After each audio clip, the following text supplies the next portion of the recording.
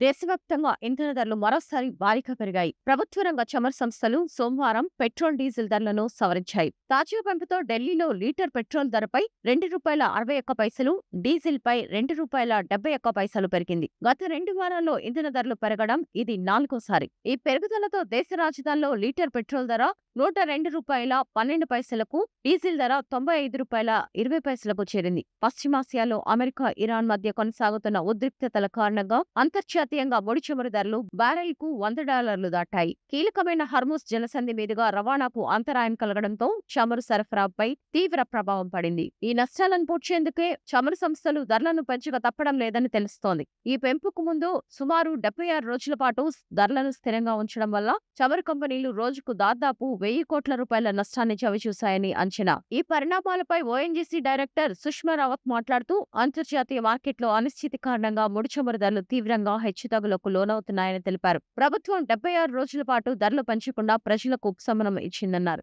కానీ కంపెనీలకు ఇంత భారీ నష్టం వస్తుంటే ఎంతకాలం భరించగలరు అని ఆమె ప్రశ్నించారు. తాజా పెంపుతో ఇప్పటికే ద్రవ్యోల్బణంలో ఇబ్బంది పడుతున్న కుటుంబాలపై మరింత భారం పడనుంది. ముఖ్యంగా డీజిల్ ధరల పెరుగుదల రవాణా ఖర్చులను పెంచుతుంది. ఇది నిత్యావసర వస్తువుల ధరలపై నేరుగా ప్రభావం చూపుతుంది.